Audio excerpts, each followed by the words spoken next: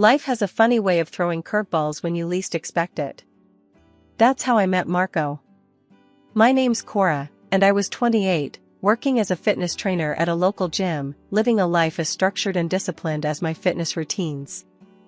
That's until Marco walked in one day, looking for a quick workout, and ended up changing my whole life's course.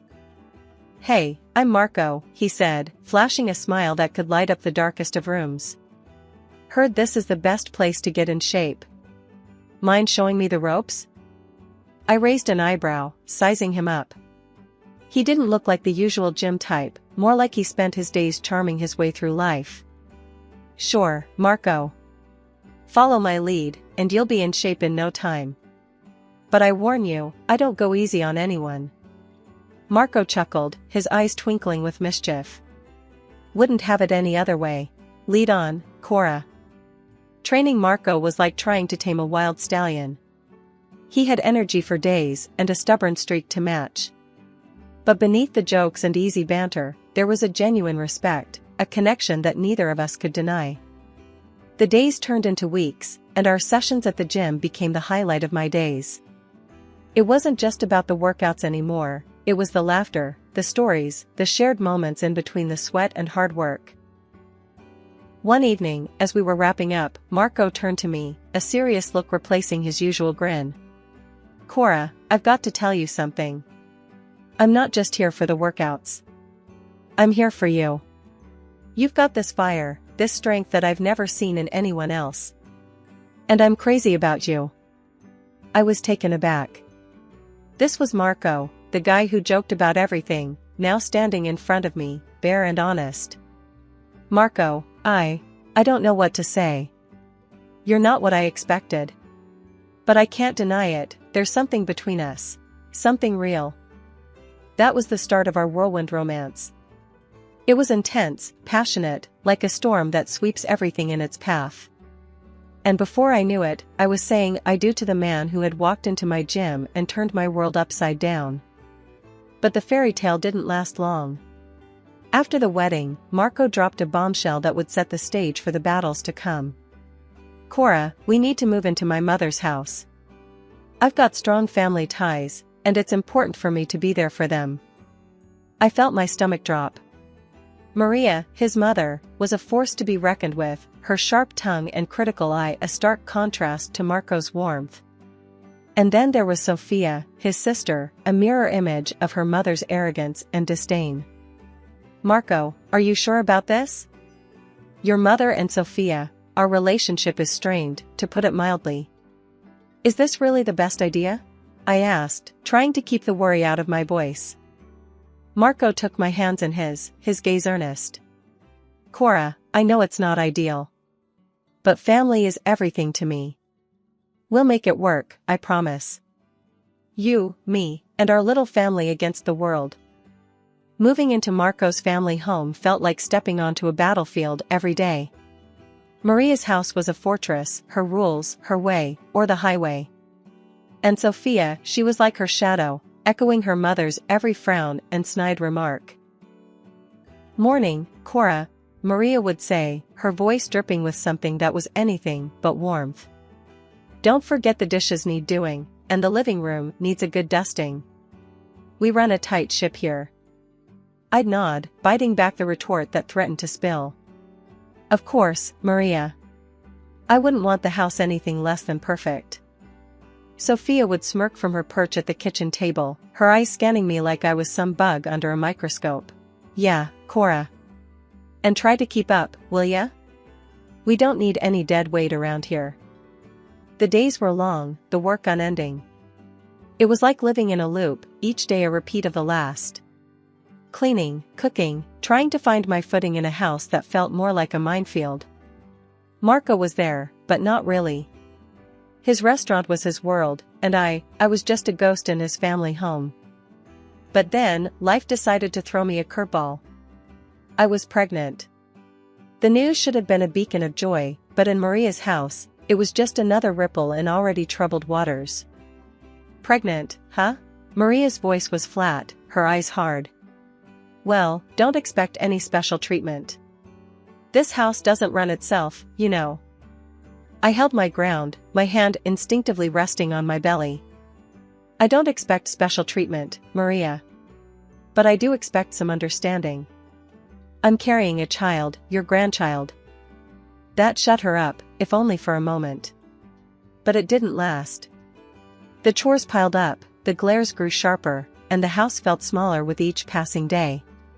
Sophia was no help. She watched me struggle, a satisfied smirk never far from her lips. "You're slowing down, Cora," she'd taunt. "Can't handle a bit of housework? What kind of mother are you gonna be?" I wanted to scream, to lash out. But I held it in. For Marco, for the tiny heartbeat that was growing stronger each day. The tension was a constant companion, an uninvited guest at every meal, every moment. Marco, he tried, in his way. But his family, his restaurant, they pulled him in 1,000 different directions, and I was just one more voice in the cacophony of his life. "Marco, talk to them, please," I pleaded one night, the weight of the day heavy on my shoulders. "Your mother, Sophia, they treat me like I'm nothing, like I don't belong." Marco sighed, a tired sound that spoke volumes. "Cora, they're just set in their ways. It's how they've always been. Just give it time, it'll get better." But it didn't get better. It got harder, the house more suffocating, Maria and Sophia more relentless. And me, I was just trying to keep my head above water, to protect the tiny life that depended on me. As I lay in bed each night, the moon casting shadows across the room, I made a silent vow. I wouldn't let them break me. I wouldn't let their words, their disdain, define me. I was stronger than they knew, and one day, they'd see. One day, this house, this battlefield, it would be mine to conquer. Becoming a mother was supposed to be the most beautiful chapter of my life. But in Maria's house, it felt more like a trial by fire. Luca was my little bundle of joy, my ray of sunshine in the storm. Yet, every cry, every smile, was overshadowed by the relentless pressure and criticism from Maria and Sophia. "Really, Cora, can't you keep that child quiet?" Maria would snap, her words sharp as knives, every time Luca so much as whimpered. I held Luca closer, whispering words of comfort, shielding him from the harshness of his own grandmother's words. "He's just a baby, Maria. Babies cry. That's how they communicate." Sophia would roll her eyes, her voice dripping with disdain. "Oh, please. You're just not doing it right, Cora. Maybe if you paid more attention to him instead of feeling sorry for yourself, he'd be quieter." Their words stung, each one a reminder of how out of place I felt in this house, in this family. But it wasn't just the words. It was the way they looked at me, the way they scrutinized my every move, especially after my body had changed from the pregnancy. The weight I'd gained became their favorite topic, a source of endless ridicule. "Looks like those fitness trainer days are long gone, huh, Cora?"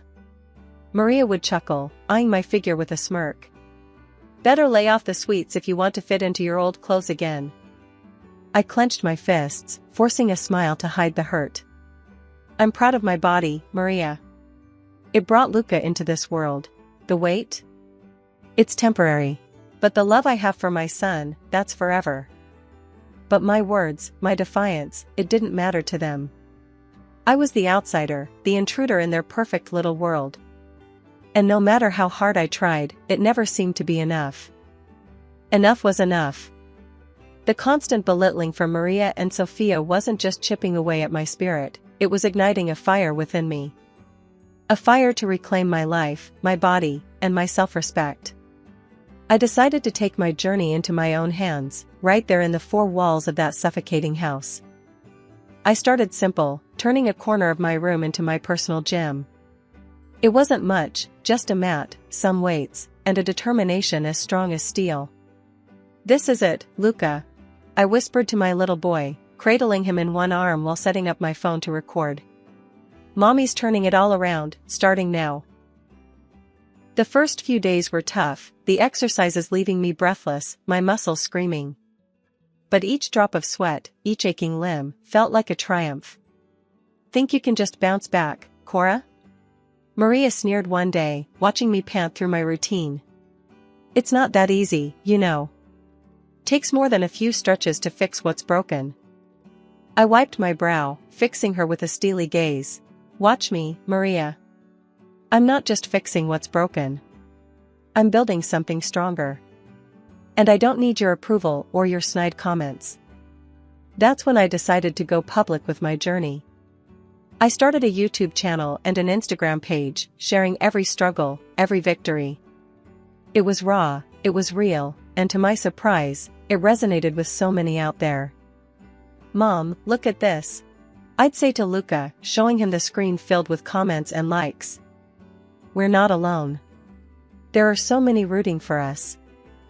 And then came the advertisers, their offers turning my little corner of the internet into a thriving source of income. I was stunned, overwhelmed, but above all, I was empowered. Can you believe this, Luca? I'd whisper, tucking him into bed. We're doing it. We're really doing it. But with every success, the tension in the house grew thicker.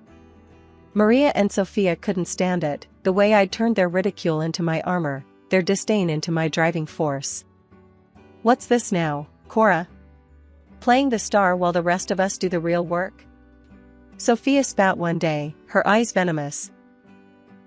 I stood my ground, Luca on my hip, my heart stronger than ever. It's called turning the tide, Sophia. It's called taking back control. And if that bothers you, well, that's your problem, not mine. The house that once felt like a prison was now just a backdrop. My world was larger, brighter, filled with the love of my son and the support of a community that saw me, the real me. The success of my online channels was a sweet victory, but it brought a new kind of challenge. Marco was stunned by the numbers, the comments, the sheer scale of it. But his pride was bruised. He didn't want the world, especially his family, to see the shift in our roles. Cora, it's incredible. But you know how my mother and Sophia are. Please, let's keep this between us. I don't want them thinking I'm not the provider. He pleaded one evening, his eyes begging for understanding. I sighed, the weight of his request heavy on my shoulders. Marco, I'm proud of what I've achieved. It's not just about the money, it's about respect, about independence. He nodded, his hand reaching for mine. I know, and I respect that. But in this house, it's complicated. Let's just keep it our little secret, for now. I agreed, reluctantly, and began transferring $4,000 a month to Marco's account. The irony of the situation wasn't lost on me. Maria and Sophia continued their tirade, oblivious to the truth. They saw me as a leech, living off their precious son and brother. You're just a freeloader, Cora. Always taking, never contributing. Maria would snarl, her words sharp as ever. I bit back my retort, the secret of my success a silent shield against her barbs. I contribute in my own way, Maria. Not that you'd ever acknowledge it. Sophia was no better. What do you even do all day, Cora? Lounge around while we do all the real work? Their ignorance was a bitter pill, but I swallowed it. My focus was Luca, my channels, my newfound strength. I'd walk with my son in the park, my camera a constant companion, capturing the moments, the workouts, the real me that they refused to see. Cora, you're wasting your time with those videos, Maria would scoff, watching me edit my latest post. But the numbers told a different story. The subscribers, the views, the comments, they were real, tangible. They were mine. Maybe to you, Maria. But to me, and to thousands out there, it's anything but a waste, I'd reply, my confidence unshaken. Marco's restaurant troubles added another layer to our already complicated life. He came to me one day, his pride barely holding back his desperation. Cora, the restaurant, it's struggling. I need help. Would you lend me some money? Just to tide things over? His vulnerability was a rare sight, and it tugged at my heartstrings. Of course, Marco. I'll help. But this isn't just a loan, it's an investment. In us, in our family. His relief was palpable, but it was tinged with the unspoken truth. I was the lifeline, the silent savior of the family facade. And as I transferred $10,000, as I watched the gratitude and the guilt in his eyes, I knew the balance had shifted. Time in that house felt like a ticking bomb, and each day brought us closer to the explosion. Sophia's marriage brought her husband, Rick, into an already cramped space. His presence only added to the chaos and tension that had become a constant in the house. "You two just take up space," Maria would sneer, her words cutting through the crowded living room. "You're nothing but freeloaders, Cora. You and that kid." I clenched my teeth, hugging Luca closer. "We're family, Maria. Or at least, that's what a house like this is supposed to mean." But when Sophia announced her pregnancy, Maria's attitude shifted into something even harsher, more direct. "This house is getting crowded, Cora. And frankly, you and your boy are just in the way." The words stung, but before I could muster a response, Marco dropped a bombshell of his own at dinner. "I have to go out of town for a few weeks. Restaurant business," he said, avoiding my gaze. A few weeks in this madhouse without even the slightest buffer Marco provided felt like a sentence I couldn't bear. "You're leaving? Now? With everything going on?" I asked, my voice barely a whisper over the lump in my throat. He didn't meet my eyes. "I have to, Cora.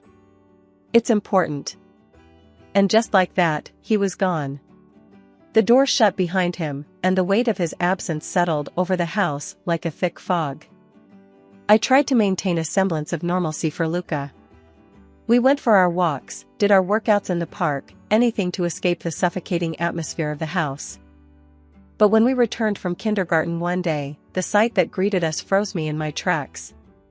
Our belongings, bags, suitcases, Luca's toys, were piled up outside the front door like garbage. "Mommy, what's happening?" Luca's small voice was laced with confusion and fear. I swallowed hard, fighting back the tears as I approached the door. "Maria, Sophia, what is this? Why are our things outside?" I demanded, my voice shaking with anger and disbelief. The response came cold and merciless from the other side of the door. "You heard me, Cora. The house is too crowded, and you two are just taking up space. It's time for you to leave. Find somewhere else to call home." Maria's voice was like a knife, and Sophia's echoing laughter only twisted it deeper. I stood there, my whole world collapsing around me. "And what should I tell Marco? What will you say to your son when he asks where his wife and child are?" Their laughter was the only answer I got.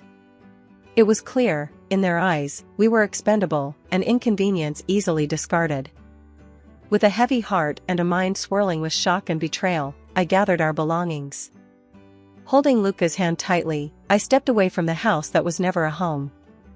The pain was sharp, the betrayal bitter, but it was the clarity of the moment that struck me the most. This was the end of one chapter, a chapter of struggle and pain. But it was also the beginning of something new, something ours. I rented an apartment, a small but safe haven for me and Luca. As I unpacked our lives, the reality of what had happened, of what I had escaped, began to sink in. I was alone, but for the first time in a long time, I felt a flicker of hope, a sense of freedom. Settling into the new apartment was a bittersweet experience. It was a safe haven for me and Luca, a place where the shadows of Maria's house couldn't reach us. I was meticulously arranging our belongings, trying to make the space feel like home, when my phone buzzed with a message that sent shockwaves through my world. It was from Sophia, her message laced with a sickening glee. "You think you know Marco? Think again, Cora." Attached was a link, a portal to a truth I had never imagined. Trembling, I clicked the link. The screen lit up with images that shattered my reality. There was Marco, not buried in restaurant woes, but in the arms of another woman. Their intimacy was undeniable, the photos a stark contrast to the lies he'd fed me. The most recent ones were dated just yesterday. The business trip, the stress he'd mentioned, it was all a facade, a cruel play where I was the unwitting financier. I felt numb, the pain and betrayal intertwining into a cold resolve. For years, I had been the backbone, the silent benefactor of a man who lived a double life, all while his family treated me like dirt. A week of turbulent emotions was broken by incessant calls from Marco. His voice, once a comfort, was now a trigger for my contempt. "Cora, please, you need to come back. Mom and Sophia crossed a line. And the restaurant, it's in shambles. I need you, Cora. The bills, they're piling up." The pleas that would have once pulled at my heartstrings now evoked nothing but disdain. "So you only need me to pay your bills and your family's bills?" His voice cracked, desperation seeping through. "We're still a family. You, me, Luca. Isn't that worth fighting for?" A bitter laugh escaped me. "A family? Is that what you call this charade?" "No, Marco. We're far from a family. And as for your restaurant, your debts? They're yours to deal with." Silence filled the line, heavy and uncomfortable. I could almost feel the weight of his predicament pressing down on him. "But Cora, the money, Your problem, Marco. Your restaurant, your money. I'm done being your lifeline." I cut in, my voice unwavering, strong. "However, we will discuss all this tomorrow. I will come to your mother's house." I made my decision. I'd return to that house, not as the broken woman they expected, but as the force they never saw coming. I'd face them, face Marco, Maria, and Sophia, armed with the truth and a plan that would turn their world upside down. Stepping into the house was like entering a lion's den. Marco's face lit up with a mix of hope and surprise, but Maria and Sophia's expressions were as cold as ice. They clearly weren't thrilled about my return. "Look who's back," Maria said, her tone dripping with disdain. "Missed us, have you?" I met her gaze, without flinching. "Not at all, Maria. I'm here for something important." I handed Marco the envelope, his face turning pale as he recognized it for what it was. "Divorce papers, Marco," I stated, the words tasting of freedom. "Our marriage ends here." Maria and Sophia's initial shock quickly morphed into smiles. "Finally getting rid of the dead weight, Marco?" Sophia jeered, her laughter grating on my nerves. But their joy was premature. "Don't get too excited," I interjected sharply. "You might want to sit down for this. It's been me, not Marco, keeping this household afloat." The room fell into stunned silence. Marco's eyes darted between me and his family, the truth finally out in the open. "It's true," he admitted, his voice barely audible. "The restaurant's been failing. Cora's been covering everything. She transferred $4,000 to me every month."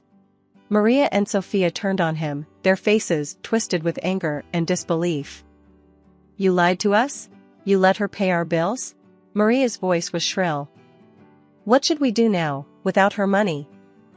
"Then," Marco continued, his desperation clear, "I'm going to file for alimony. I earn less, so it's only fair." His mother and sister were delighted with this decision and even clapped their hands. Their claps echoed hollowly in the room, but I couldn't help but laugh at the absurdity. "You think that's going to work, Marco? You won't get a cent from me. Especially not after I found out about your affair." The color drained from his face. "How did you?" he stammered, his false barato crumbling. I pointedly looked at Sophia. "Your sister was kind enough to send me all the proof I needed." The argument that erupted was fierce, the house filled with accusations and betrayals laid bare. Marco and Sophia were shouting at each other, waving their arms. Amid the chaos, I remained calm, my next move clear. "I'm taking back what's mine," I declared, my voice cutting through the noise. "Every appliance, every piece of furniture I paid for. You're left with what you've earned, which is nothing." And that's exactly what I did. I stripped the house of every trace of my financial support, leaving them to face the consequences of their actions. Maria's and Sophia's pleas for mercy, for forgiveness, were ignored. I blocked their numbers, severing the last ties to a life of deceit and disrespect. The fallout was swift. Marco's restaurant crumbled under the weight of debt, the house was lost, and Sophia's husband walked away from the wreckage of their family. They were left with nothing but each other and their mistakes in a cramped rented apartment. As for me, Luca and I flourished in our new life.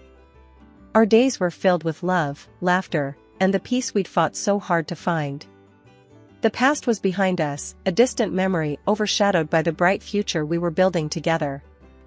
We were more than survivors, we were conquerors, and our story was just beginning.